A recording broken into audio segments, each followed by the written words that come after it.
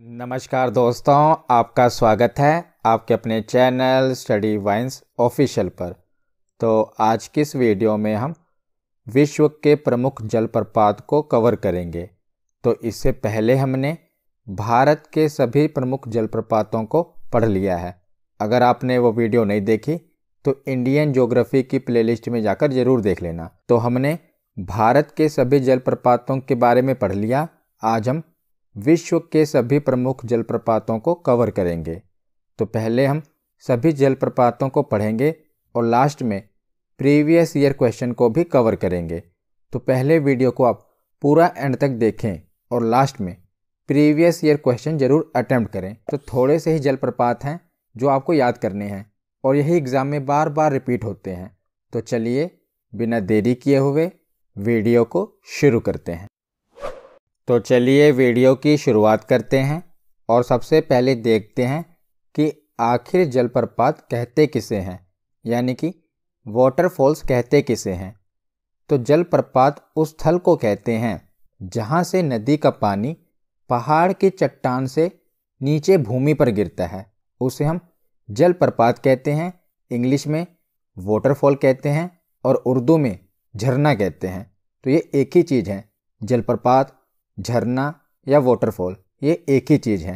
तो जहाँ से नदी का पानी पहाड़ की चट्टान से नीचे भूमि पर गिरता है उसे हम जलप्रपात कहते हैं। अब आगे हम इसे एक एक करके पढ़ते हैं। तो पहले हम जलप्रपातों के प्रकार के बारे में पढ़ लेते हैं, उसके बाद हम सभी प्रमुख जलप्रपातों के बारे में पढ़ेंगे। तो सबसे पहले है खरदुम जलप्रपात, जिसे इंग्लिश में कहते हैं हॉर्स टेल फॉल्स। तो ये क्या होता है? तो इस जलप्रपात की शेप घोड़े की पूंछ की तरह होती है, इसीलिए इसे हॉर्स टेल फॉल्स कहा जाता है। तो घोड़े की पूंछ की तरह इसकी आकृति होती है, इसकी शेप होती है। आप देख रहे हैं ना, जो घोड़े की पूंछ होती है ऊपर से पतली होती है और नीचे आते हुए वो बिखर जाती है, चौड़ी हो जाती है।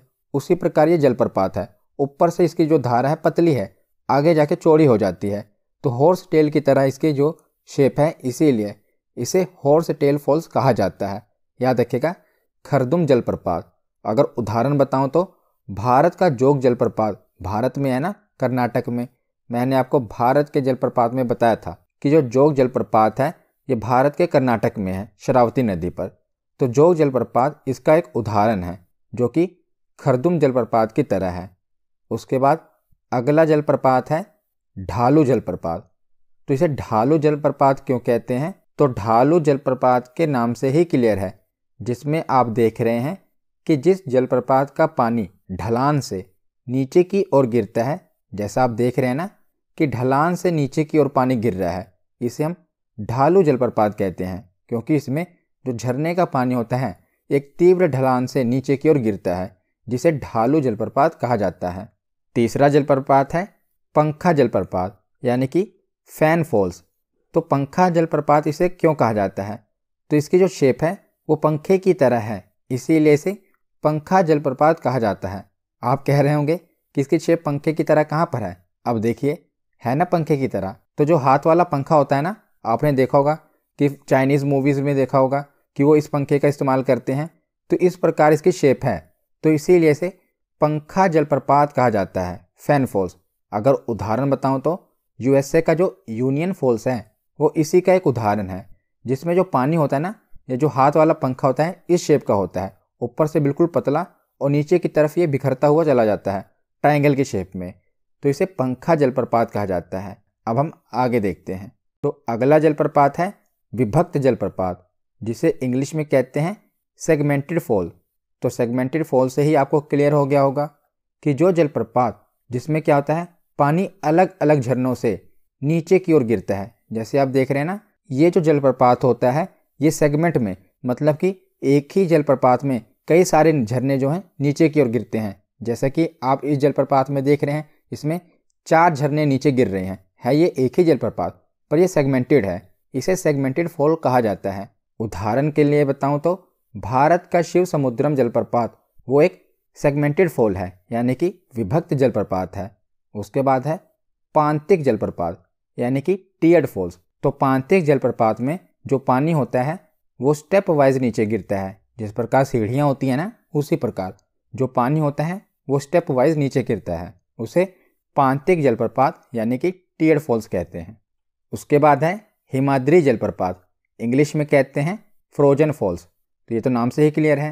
तो जो हिमाद्री जलप्रपात होते हैं इसमें जो पानी में बर्फ़ के छोटे छोटे टुकड़े समाहित होते हैं, और कभी कभी क्या होता है कि जो पानी होता है वो पूरी तरह से कुछ समय के लिए बर्फ़ से जम जाता है, तो उसे कहते हैं हिमाद्री जलप्रपात यानी कि फ्रोजन फॉल्स। अगला जलप्रपात है खरल जलप्रपात, इंग्लिश में कहा जाता है पंच बाउल फॉल्स। तो इसे पंच बाउल फॉल्स कहा जाता है, और इसमें जो पानी होता है वो पतली सी जलधारा के रूप में नीचे उतरता है, पर नीचे कुंड में ये फैल जाता है। जैसा कि आप इमेज में देख रहे हैं, इसमें पानी जो है ऊपर की ओर से तो पतली सी जलधारा में आता है, पर नीचे कुंड में ये पूरी तरह से फैल जाता है। इसे हम पंच बाउल फॉल्स कहते हैं। उसके बाद है गोता जलप्रपात, प्लंज फॉल्स। तो इसे गोता जलप्रपात क्यों कहा जाता है? तो जैसे जो गोताखोर होता है ना, ऊपर से पानी में छलांग लगाते हैं, उसी तरह से जो गोता जलप्रपात होता है ये भी सीधा नीचे गिरते हैं बिना उस चट्टान से टच हुए। मतलब कि जब गोता जलप्रपात का पानी ऊपर से नीचे गिरता है तो जो पानी होता है वो चट्टान के बिना संपर्क में आए सीधा नीचे की ओर गिरता है। जैसे गोताखोर होता है सीधा पानी में जंप लगाता है ना, उसी तरह इस झरने का पानी भी सीधा नीचे गिर जाता है, जिसे गोता जलप्रपात कहा जाता है। इंग्लिश में प्लंज फॉल्स कहते हैं। उसके बाद है महाजलप्रपात, कैटरेक्ट फॉल्स। तो महाजलप्रपात उसे कहते हैं जो बड़ा और शक्तिशाली जलप्रपात होता है। जैसा कि आप इमेज में देख रहे हैं, इसका नाम है महाजलप्रपात। जो बड़े और शक्तिशाली जलप्रपात होते हैं उन्हें महाजलप्रपात कहा जाता है। तो हमने जलप्रपातों की किस्मों के बारे में पढ़ लिया। अब हमें एक एक करके विश्व के प्रमुख जलप्रपातों के बारे में पढ़ते हैं। तो सबसे पहले देखते हैं, तो वेनेजुएला देश में 2 जलप्रपात हैं। पहला है एंजिल जलप्रपात जो कि कैरोनी या कैरो नदी पर है, और यह दुनिया का सबसे ऊंचा जलप्रपात है। याद रखिएगा, एंजिल जलप्रपात, जिसकी ऊंचाई 979 मीटर है। 979 मीटर इसकी ऊंचाई है, और ये कैरो यानी कि कैरोनी नदी पे है। और ये कहाँ पर है? तो वेनेजुएला देश में है। ये तीनों चीज़ आपको याद रखना, किस नदी पर है? तो कैरोनी या कैरो नदी पर है, वेनेजुएला देश में है, और यह दुनिया का सबसे ऊंचा जलप्रपात है। तो एंजिल जलप्रपात तो आसानी है, इसे याद रखना। उसके बाद है कुकवेनन जलप्रपात। तो कुकवेनन जलप्रपात भी वेनेजुएला में है, और ये 610 मीटर ऊंचा है, और ये कुकवेनन नदी पर भी है। इसके पीछे क्या है? वेनन। तो वेनेजुएला, शुरुआत हो रही है वेनेजुएला से, वेने, और कुकवेनन के पीछे क्या है? वेनन। तो रिलेट आप कर सकते हैं। और जो एंजिल जलप्रपात है ये तो मोस्ट इंपॉर्टेंट है, ये आपको याद होना चाहिए क्योंकि ये दुनिया का सबसे ऊंचा जलप्रपात है। उसके बाद है नियाग्रा जलप्रपात। ये कहाँ पर है? तो ये जलप्रपात यूएसए और कनाडा की सीमा पर है। और किस नदी पर है? तो नदी ही पूछी जाती है, सेंट लॉरेंस नदी। नियाग्रा जलप्रपात सेंट लॉरेंस नदी पर है, और ये यूएसए और कनाडा की सीमा पर है। तो यूएसए और कनाडा की सीमा पर 2 झीलें हैं, इरी और ओंटारियो। इन्हीं दोनों झीलों के मध्य में है नियाग्रा जलप्रपात। तो ये तीनों फैक्ट आपको याद रखने हैं।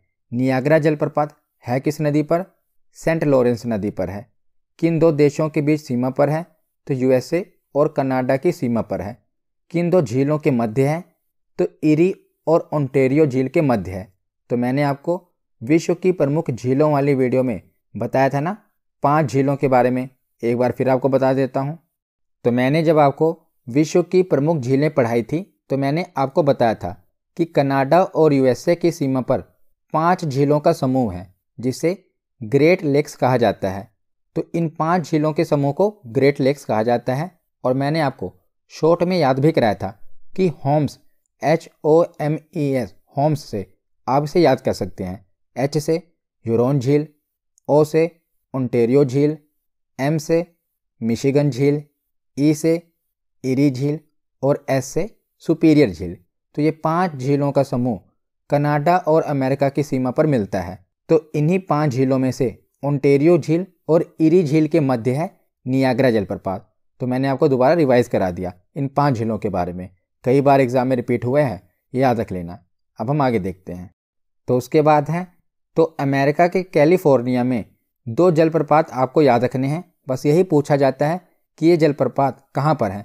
तो अमेरिका के कैलिफोर्निया में है। कौन कौन से? पहला है योसेमाइट जलप्रपात और दूसरा है रिबन जलप्रपात। तो ये दोनों ही जलप्रपात कहाँ पर हैं? अमेरिका के कैलिफोर्निया में। रिवाइज कर लीजिए, योसेमाइट और रिबन ये दोनों ही अमेरिका के कैलिफोर्निया में हैं। तो आगे आपको कनाडा में एक और जलप्रपात याद रखना है, डेला जलप्रपात। तो ये कनाडा में है और इसकी ऊंचाई 440 मीटर है। बस आपसे यही पूछा जाता है कि डेला जलप्रपात किस देश में स्थित है। तो ये कनाडा में है। वैसे भी आप याद कर सकते हैं, कनाडा डा से ख़त्म हो रहा है और डेला डा से शुरू हो रहा है, तो आप इसे रिलेट कर सकते हैं। तो इन छोटे छोटे हिंट से आप इन्हें याद कर सकते हैं। कनाडा, डेला। तो डेला जलप्रपात कहाँ पर है? कनाडा में है। उसके बाद है विक्टोरिया जलप्रपात। तो मोस्ट इम्पोर्टेंट, तो विक्टोरिया जलप्रपात अफ्रीका में जाम्बिया और जिम्बाब्वे की सीमा पर स्थित है। किन 2 देशों की सीमा पर है? जाम्बिया और जिम्बाब्वे की सीमा पर है। और विक्टोरिया जलप्रपात अफ्रीका महाद्वीप में स्थित है। अफ्रीका महाद्वीप में है और जाम्बिया और जिम्बाब्वे की सीमा पर है। और ये नदी पर कौन सी है? तो जम्बेजी नदी पर है। कौन सी नदी? जम्बेजी नदी। और इसका नाम रानी विक्टोरिया के नाम पर रखा गया था, इसीलिए से विक्टोरिया जलप्रपात कहा जाता है। तो क्या क्या हमें याद रखना है? नदी कौन सी है? जम्बेजी नदी। देश कौन से हैं? तो जाम्बिया और जिम्बाब्वे की सीमा पर है विक्टोरिया जलप्रपात। और जाम्बिया और जिम्बाब्वे अफ्रीका महाद्वीप में है, तो ये जलप्रपात भी कहाँ पर होगा? अफ्रीका महाद्वीप में होगा। तो यही 2 चीज़ें पूछी जाती हैं। नदी पूछी जाती है जम्बेजी नदी, और देश पूछा जाता है जिम्बाब्वे और जाम्बिया, इन दोनों की सीमा पर है। कौन सा जलप्रपात? विक्टोरिया जलप्रपात। उसके बाद अगला जलप्रपात है बोयोमा जलप्रपात। तो बोयोमा जलप्रपात जैरे नदी पर है। किस नदी पर? जैरे नदी पर। और कौन सा देश है? तो कांगो लोकतांत्रिक गणराज्य कांगो देश है और नदी है जैरे। और कौन सा जलप्रपात है? तो बोयोमा जलप्रपात है। आगे देखते हैं। तो अगला जलप्रपात है सुथरलैंड जलप्रपात, और ये ऑर्थर नदी पर है और न्यूजीलैंड देश में है। इसे याद रखना भी आसान है। सुथरलैंड के पीछे क्या है? लैंड, और न्यूजीलैंड। तो देश आप रिलेट कर सकते हैं सुथरलैंड, न्यूजीलैंड। और नदी भी आसान है, क्योंकि जो जलप्रपात है सूथर और नदी है Arthur. Suther, Arthur, land, New Zealand. तो नदी और देश दोनों ही जलप्रपात से रिलेट हो रहे हैं। Suther, Arthur. तो नदी कौन सी है? ऑर्थर नदी। Suther land, New Zealand. और देश कौन सा है? न्यूजीलैंड। तो सूथर जलप्रपात कहाँ पर है? न्यूजीलैंड में है और ऑर्थर नदी पर है। अगला जलप्रपात है तुगेला जलप्रपात। तो तुगेला जलप्रपात तुगेला नदी पर है और दक्षिण अफ्रीका देश में है। याद रखिएगा, नदी तो आपसे पूछी नहीं जाएगी पर देश ही पूछा जाएगा। तो तुगेला जलप्रपात किस देश में है? दक्षिण अफ्रीका, यानी कि साउथ अफ्रीका में है। उसके बाद आगे है, तो ये तीनों ही जलप्रपात नॉर्वे देश में है। मैंने एक ही साथ कवर कर दिए। पहला है मडालस फोसन जलप्रपात, दूसरा है मोंगे जलप्रपात और तीसरा है एस्प्लॉन्ड जलप्रपात। तो ये तीनों ही जलप्रपात कहाँ पर हैं? नॉर्वे में है। और मडालस फोसन जलप्रपात मर्डोला नदी पर है, तो इस जलप्रपात से ही नदी रिलेट हो रही है। दूसरा है मोंगे जलप्रपात, तो ये मोंगे नदी पर है। और एस्प्लॉन्ड जलप्रपात एस्प्लॉन्ड नदी पर है। तो नदी नहीं पूछी जाएगी, क्योंकि नदी तो नाम से ही रिलेट हो रही है। पर जो देश है ये पूछा जाएगा कि मडालस फोसन जलप्रपात किस देश में स्थित है? तो नॉर्वे में है। मोंगे जलप्रपात ये भी नॉर्वे में है और एस्प्लॉन्ड जलप्रपात ये भी नॉर्वे में है। तो आपको ये तीनों ही जलप्रपात याद रखने हैं कि मडालस, मोंगे और एस्प्लॉन्ड ये तीनों ही जलप्रपात नॉर्वे देश में स्थित हैं। उसके बाद देखते हैं, तो ये 2 ही जलप्रपात बचे हैं, ये भी देख लीजिए। तो गवार्नी जलप्रपात ये किस देश में स्थित है? तो गवार्नी जलप्रपात फ्रांस में है। कहाँ पर? फ्रांस में। उसके बाद लास्ट में बचा जोग जलप्रपात। तो मैंने आपको भारत के जलप्रपात में बताया था जोग जलप्रपात के बारे में, पर अभी इसकी चर्चा हुई ना शुरुआत में, हॉर्स टेल का मैंने आपको उदाहरण बताया था जोग जलप्रपात। तो जो जोग जलप्रपात है ये शरावती नदी पर है, जो कि कर्नाटक में है। शरावती नदी पर मैंने आपको भारत के जलप्रपात में पढ़ाया था। तो हमारा जो थ्योरी सेक्शन है यहीं पर कंप्लीट होता है। अब हम प्रीवियस ईयर क्वेश्चन देखते हैं। तो पहला प्रश्न है कि विश्व का सबसे ऊंचा जलप्रपात कौन सा है। तो विश्व का सबसे ऊंचा जलप्रपात है एंजिल जलप्रपात। हमने पढ़ा था, ऑप्शन सी इसका सही जवाब होगा। अगला प्रश्न है कि विश्व का सबसे ऊंचा जलप्रपात किस देश में स्थित है। तो विश्व का सबसे ऊंचा जलप्रपात कहाँ पर है, तो यह है वेनेजुएला में। ऑप्शन ए सही होगा। अगला प्रश्न है कि एंजिल जलप्रपात किस नदी पर स्थित है। तो यह किस नदी पर स्थित है, तो कैरोनी या कैरो नदी। Option C. तो एंजिल जलप्रपात वेनेजुएला देश में है और कैरोनी नदी पर है। अगला प्रश्न देखते हैं। तो अगला प्रश्न है बोयोमा जलप्रपात किस नदी पर स्थित है। तो बोयोमा जलप्रपात जैरे नदी पर स्थित है। Option B. अगला प्रश्न है कि नियाग्रा जलप्रपात किस नदी पर स्थित है। तो नियाग्रा जलप्रपात किस नदी पर है, तो इसका सही जवाब होगा सेंट लॉरेंस नदी पर है नियाग्रा जलप्रपात। अगला प्रश्न है कि विक्टोरिया जलप्रपात किस नदी से संबंधित है। तो विक्टोरिया जलप्रपात किस नदी से संबंधित है। ऑप्शन डी जेम्बेजी नदी पर। यह जिम्बाब्वे और जाम्बिया की सीमा पर है ना, तो ऑप्शन डी जेम्बेजी नदी पर है विक्टोरिया जलप्रपात। अगला प्रश्न है नियाग्रा जलप्रपात किन दो झीलों के मध्य स्थित है। तो नियाग्रा जलप्रपात ऑप्शन सी इरी और ओंटेरियो इन दो झीलों के मध्य पर स्थित है नियाग्रा जलप्रपात। अगला प्रश्न है नियाग्रा जलप्रपात किसकी सीमा पर स्थित है। तो आपको सीमा बतानी है, किन दो देशों की सीमा पर है। तो ऑप्शन बी यूएसए और कनाडा की सीमा पर है नियाग्रा जलप्रपात। इसका सही जवाब होगा ऑप्शन बी। अगला प्रश्न है सूथरलैंड जलप्रपात किस देश में है। तो बताइए सूथरलैंड जलप्रपात किस देश में है, तो इसका सही जवाब क्या होगा। ऑप्शन ए न्यूजीलैंड में है सूथरलैंड जलप्रपात। अगला प्रश्न है सूची 1 को सूची 2 से सुमेलित कीजिए। तो सूची 1 में जलप्रपात दिए हुए हैं और सूची 2 में नदियाँ दी हुई हैं। तो हमें यह बताना है कि कौन सा जलप्रपात किस नदी पर है। तो एंजिल जलप्रपात किस नदी पर है, तो ए का होगा 3 कोरोनी नदी यानी कि कैरो नदी। तो ए का तो 3 होगा।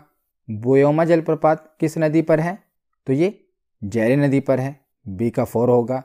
नियाग्रा जलप्रपात ये किस नदी पर है, तो ये सेंट लॉरेंस नदी। सी का 2 होगा। तो ऑप्शन में देखें तो ऑप्शन डी ए का 3 होगा, बी का होगा 4, सी का होगा 2 और विक्टोरिया का होगा जेम्बेजी नदी यानी कि डी का होगा 1। तो ऑप्शन डी इसका सही जवाब होगा। आज का आखिरी प्रश्न है कि तुगेला जलप्रपात किस देश में है। तो तुगेला जलप्रपात दक्षिण अफ्रीका में है। Option D. तो आज की ये वीडियो यहीं पर ख़त्म होती है।